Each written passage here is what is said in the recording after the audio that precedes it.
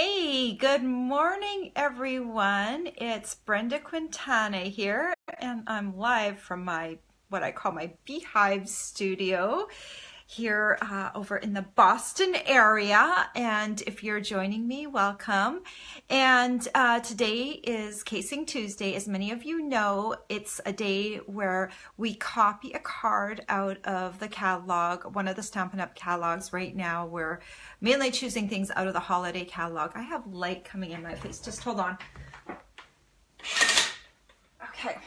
The sun is like just right there, and it's just getting brighter, which I love, but it doesn't make for good lighting for the video. So anyway, today we have a card out of the holiday catalog, and I'm very pleased this week that we have a bunch of new bloggers blogging with us and joining us to case a card out of the catalog. And already today we had a bunch of people post their cards, the bloggers post their cards. So it's really great to see the variety that everyone is doing with this original card. And the best part of it all is I want you, if you're not one of our bloggers, I want you to join us too. I want to see your card on our group, our post of the week, and I want to see what you do with it too. So that's why we have the Facebook group, so that everyone can get a chance to make this card and post it on our group. So if you're wanting to join us, just look in the description of this video, and I have a link to the Casing Tuesday Facebook group. Just click on that, and we usually approve people pretty quickly. So just get on there and ask to join the group, and we'll approve you, and then you can join us. You can see the cards. You're welcome to lurk, but the true magic is when you actually create a card and post it. And you might think, oh, my card's not good enough. Well, guess what? We all started somewhere. So, you know, I started stamping 15 years ago. My first card was not the best card in the world. I wish I still had it so I could show you. And I got better from there. We learn a lot about layout. From casing cards, we learn about color combinations. So it's a really useful tool to help you when you're a beginning stamper.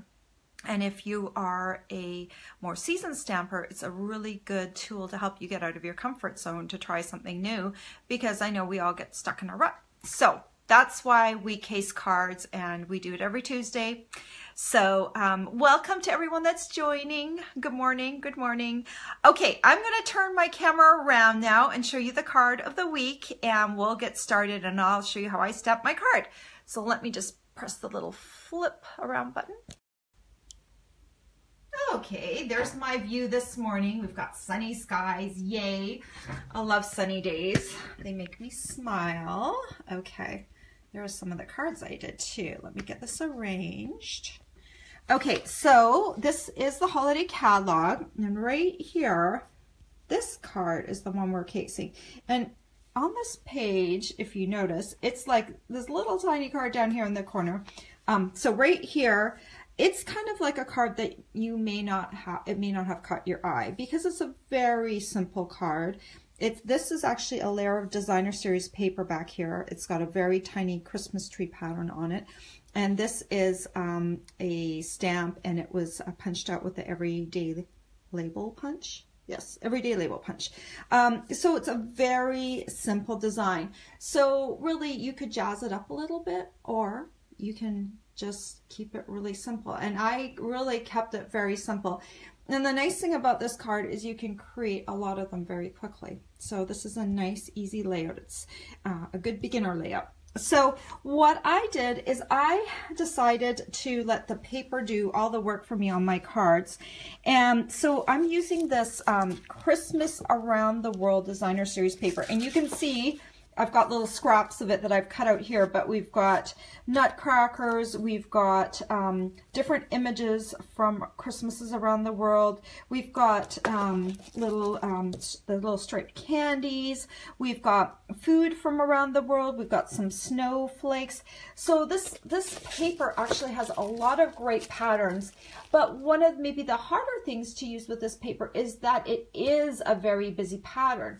So if you're stamping a focal point and you put this paper behind it, it's going to try and steal the show sometimes. So this paper is perfect for this card this week because it should steal the show. It is not the focal point, but if you have a very easy small focal point like words, this is the perfect backdrop for that. So that's why this paper is the one that I chose for this week. So the one that let me just stack these up.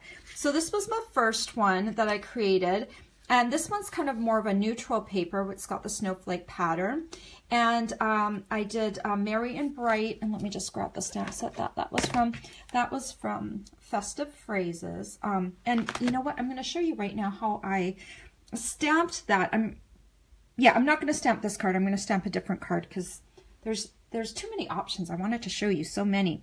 So Merry and Bright, it is this full stamp right here. And I'm going to pull out my stamp right here. You know, you've probably seen me cut up stamps before. So I'm just going to, let me see if I can line this back up. Okay, this end and then this one right here. So this stamp started off like this, and there's plenty of room to get scissors in between there. So the best way to do, if you're going to cut up the sides first, like just trim your stamp on the side, on either side first, and then go ahead and cut away the two edge pieces. So now your stamp, you've added some stamps to this collection. This has 4 stamps, and now you have a few extra stamps. Now it makes this easier to stamp on its own, and it gives you a nice clean image. If I didn't trim this one away, I would have some of these lights up here at the top, and so it wouldn't look quite as nice. So I really did some cutting away. So that's how I did that one.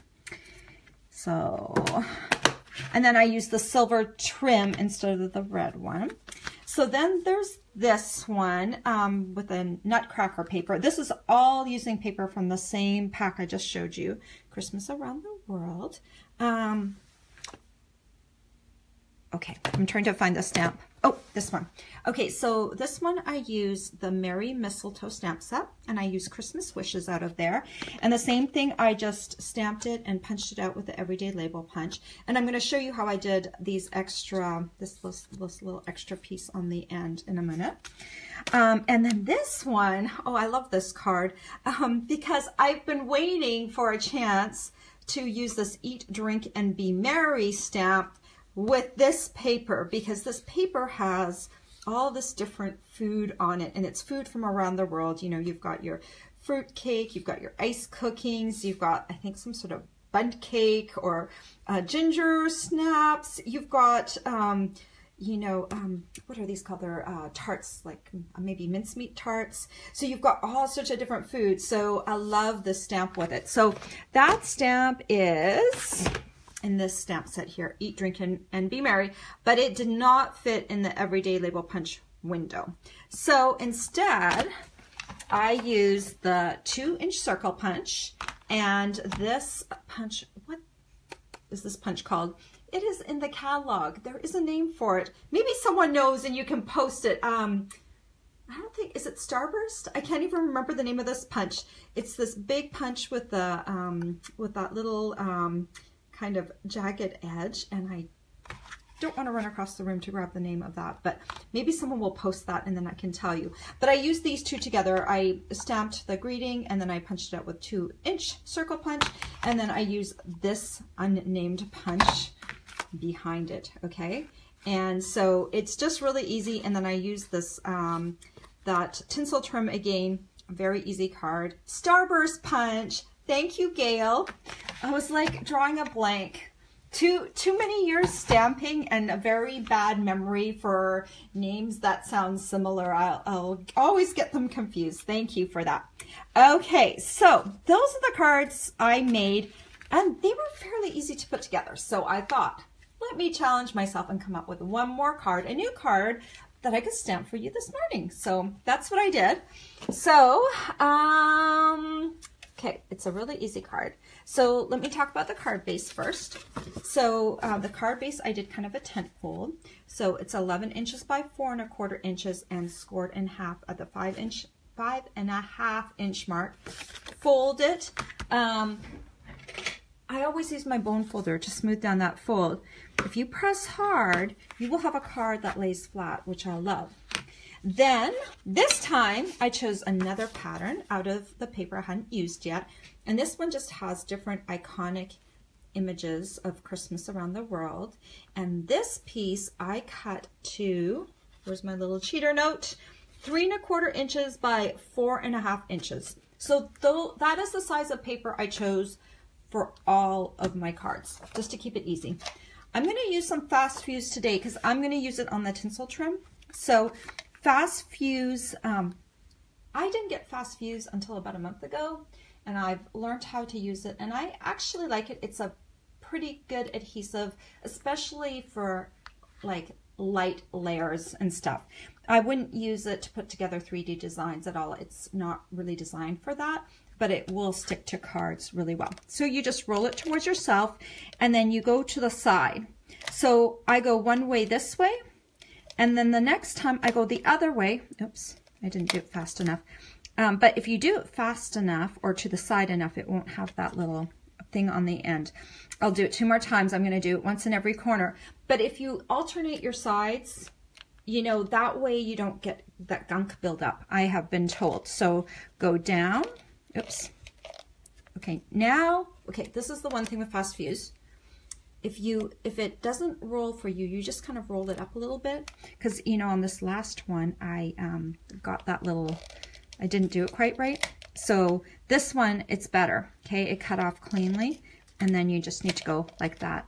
And so when you have that ball on the end, you probably need to advance it just a little bit so it can have some sticky to stick back down in your paper. Okay, so now we're just going to take this and stick it right in the center. Couldn't be easier.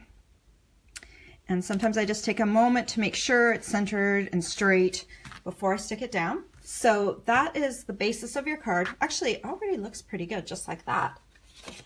Then I'm going to take some thick Whisper White cardstock and my real red ink pad. And I know I'm switching to a lot of different stamp sets, but that is kind of the thing with this project. You have one paper pack, and then you look through all of your Christmas stamps and you find ones that match the punch you're going to use. And I'm going to use the Merry Christmas stamp out of the Snowflake Sentiment stamp set. Oh my gosh, that's a mouthful. So I'm going to use that one.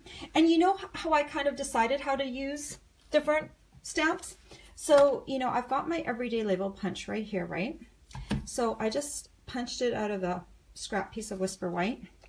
I went to my shelf and I took my little piece and I just kind of held it up. Now, some of the stamp sets, you might actually have to go on the inside of the stamp set because sometimes they shrink down the sizes a little bit, but it can kind of give you a ballpark. So you could also like go on the inside and see this one, it won't fit.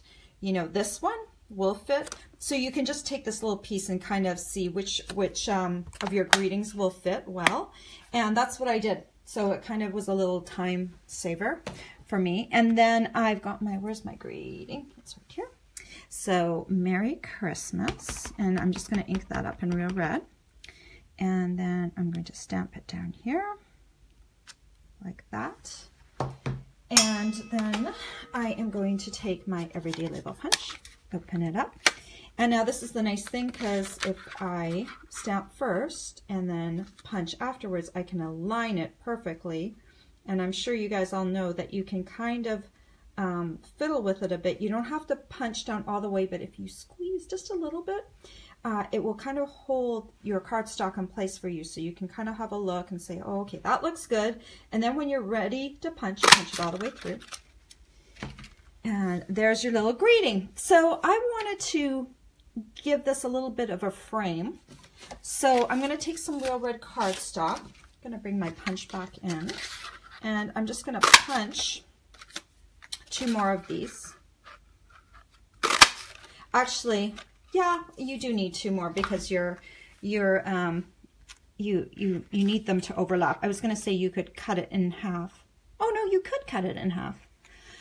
Okay, yeah, you could because it's lined up on the edge. So I took 2 and I did this, okay? But I'm going to show you, you can also just take one of these and your scissors. And because there's nothing sticking out up top here where you could see the gap, you could just take this and cut it in half. There you go, save yourself some cardstock. And then take some fast fuse. And I'm just going to line this up. Leave maybe about 1/4 of an inch peeking, like that. Oh. Okay. And then, okay, just don't want it sticking off the edge. I did that adhesive thing again where it kind of balled up. I know, I'm still learning. Okay, so now I've got this layered and that looks really great. Now, I think you could also come in, let's see, maybe you could do that and do an extra piece, and then you could, if you wanted to layer it all the way around, you could cut this piece in half lengthwise, right along here. I'm not going to do that with mine, but you could, and then you could create, you know, a complete frame around the edge. So that would be kind of cool too, right? So then we have this piece, and now we need to attach the tinsel trim. And the tinsel trim comes in 2 colors. When you buy it, you get both the silver and the red, perfect colors for the holidays. But I think for this one, I need to use the red. It's just, I don't know. I just feel I need to use the red, so we'll go with that. So I always like to, after I create the card, I like to figure out how long the piece is that I need so that I don't waste ribbon. So I wrote that down for you on my blog, which if you afterwards, if I talk too quickly or you didn't have time to write it down, I have all the measurements on my blog. So just go there and you'll be able to pull off the measurements. You'll be able to see all the supplies that I used. And then I just cut it at 10 inches. That's what I decided would be the perfect amount to put behind there. And then I'm just going to tie a knot. And I just want to say hello and welcome to everyone that's joined me since I started. So I'm just going to tie a knot right at the end of this piece. Okay. And then if you want to, you can kind of unravel the ends a little bit. So it looks kind of cute like that. And then I'll do the same thing for the other side. Bring that knot down to the end. I love this tinsel trim. It's so pretty, festive. And I like that you get 2 colors, and red and silver are great holiday colors. Okay, so we've got these little things on the end. So now let's fix it to the back of here. So I'm going to take some fast fuse and put it right down the center. And then I'm going to take this, line them up, make sure they're both even on the bottom. Well, you don't have to, but I'm going to do that. And then I'm going to leave myself a little loop up at the top. And then I'm going to stick this down onto my fast fuse like that. Okay, so you've got your little loop at the top. And then, all right, this is a good use for your little edge of your dimensionals, you know, like you've got them left over. Here's one of the ones that come in the middle of the sheet. But, you know, this part on the outside is still sticky. So for this, you know, I'm just going to cut up a couple of pieces that I could have used dimensionals for, but I may as well just use the edge pieces, right? So I'm just going to stick those down on there. I know it doesn't look really great, does it? But it will do the job, just like the dimensionals. And then I can use up those edge pieces. And so then I'm just going to take that. And I want a little bit peeking up above my designer series paper. I want a little bit going over the edge. Maybe, I don't know. Trying to decide. I want a little bit up, a little bit down. Okay, that looks good. All right, and so there is the card. Pretty easy peasy. Let me find the other cards. What did I do with them? Ah, there they are. Okay, so let me see if I can arrange them in the in front of the camera. So there are the cards. So, you know, you have a lot of options with this layout. This everyday label punch seems to fit a bunch of different greetings, so I'm sure it will fit different greetings that you have in your stamp set collection. Or get out your circle punches and layer it up, get a greeting that fits in the circle punch. I love this paper. So this is a great paper to do this particular layout with. There were some really great designs this morning that I saw that used non-holiday paper too. So this layout, you know, you could do for happy birthday and stuff. So let me turn everyone around again. Okay, let me sit down here. Okay, there you guys are. So today, Casing Tuesday, I want you to go into your collection and I want you to do a card. This is a really easy card. If you're like, oh, I have no clue where to start with this, go and have a look and see what some of the other bloggers have done. You might need a birthday card, or you might need something for a different occasion. And then you can see what their take on the Casing Tuesday card was, and maybe that will help you. Oh, maybe I could do this. Like maybe my style of card isn't what you like. So then go there and have a look at all the different samples. It's really cool because we have more people blogging with us. So thank you so much to all of our new bloggers. You have added a new bunch of energy to our group, so that's awesome. But we also want our customers and other demonstrators to join us in this. I think it's a really great use of the catalog. It makes you start looking at the catalog differently because, you know, we see all these beautiful samples and then we just go out and create our own. But really, we have a lot of starting points in the catalog. You can take one of those cards and really change it up. And, you know, someone will say, oh, I didn't even realize those two cards, you know, that card came from that card, because in the end, you've changed it up to make it your own.